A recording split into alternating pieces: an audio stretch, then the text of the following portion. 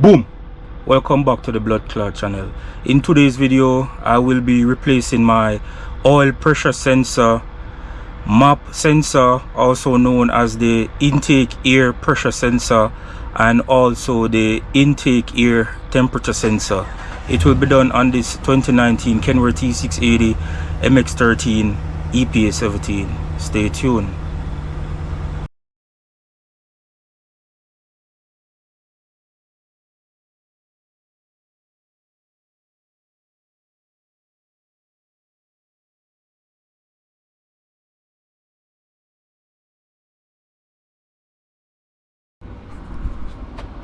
So in case you're wondering why I'm replacing my oil pressure sensor, it's very easy to tell to replace it. The truck itself will give you an indication. All you have to do is turn the ignition to on, and as you can see, the truck is not running. The oil pressure sensor is reading over 40. It should be at 0, so that's one indication. Another indication also is if you have a OTR tool or a scan tool, as I do, you'll get this check engine light or this wrench. When you see this wrench, you can check for codes and you'll get this code.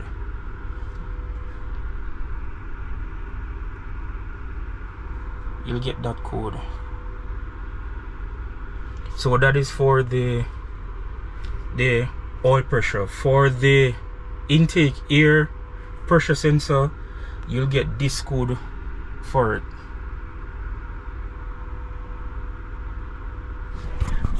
And also the reason why I'm going to replace the intake air temp, this truck have over 1 million mile and might as well, sensors go bad, and I don't want the intake air temp sensor to fail whilst I'm driving.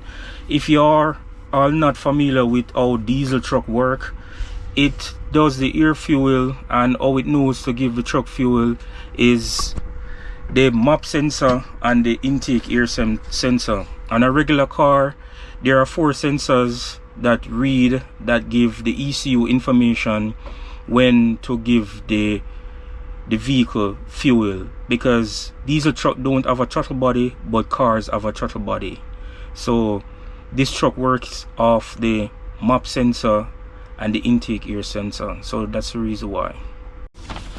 So the part number for the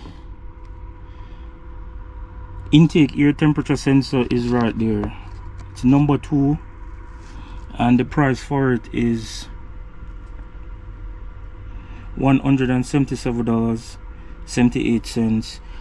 the number 1 is the intake air pressure or the MAP sensor. That's the part number, and the price for that is $50.38.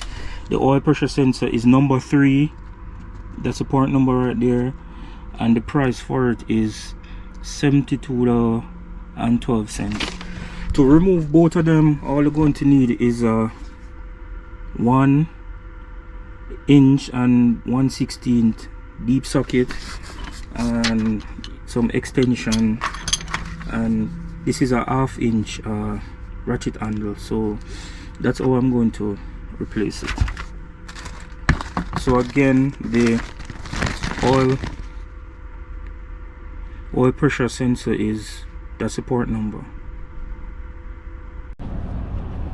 Yeah, so we're under the hood of the truck right here, and if you can look below your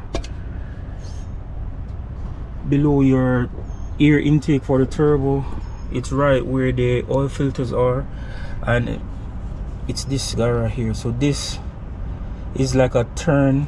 You have to turn this to take it off, and then you remove the sensor. So let's go.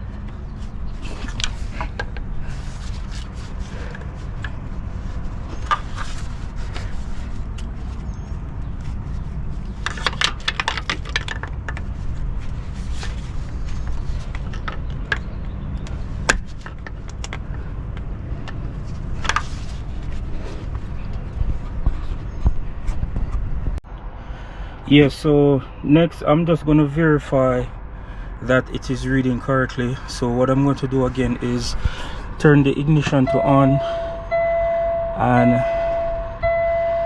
see if it goes up to 40 again. See, it's right there. And if you have a scan tool, I would just go ahead and clear the codes as well, but it should go away automatic.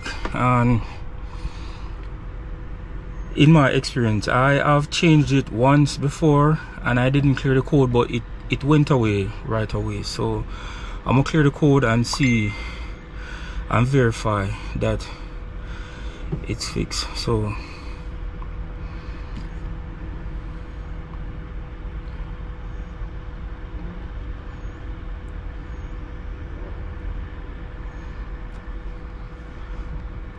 let's see which other codes that I have. As you can see, it's inactive, and the next active one is inlet air manifold. So that's the next one.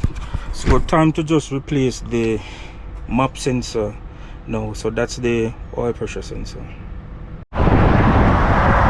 So now I'm about to replace the map sensor or the intake air pressure sensor. It's on the passenger side, so it's on the driver side. So it's this guy right here, this one. So let me just replace that.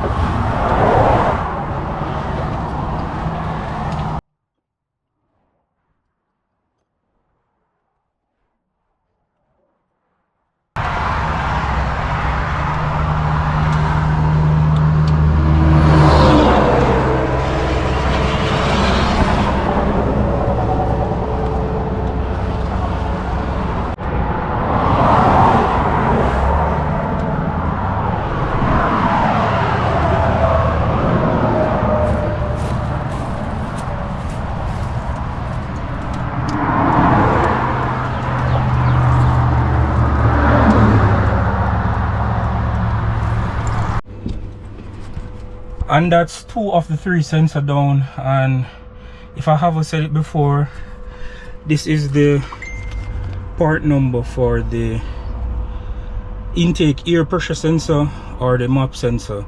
As soon as I put the wrench on that map sensor, it broke, so that thing was on its way out. So yeah, just one more sensor to go. So next on the list is this intake air temp sensor. That's a part number, and to remove it, it's a Torx bit 27, Torx 27. So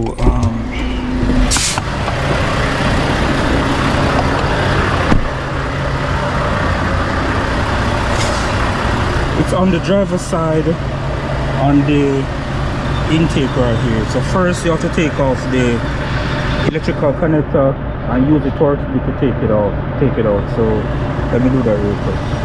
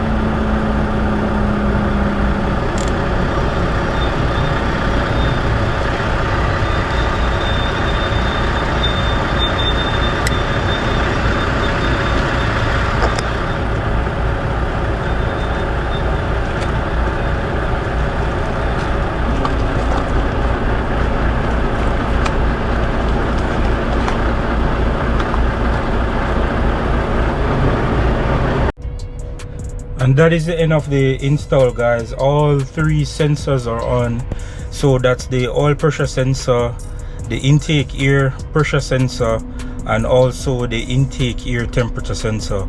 All in all, it's a very straightforward and simple install, and let's see if the truck runs better. So here's the end of the video.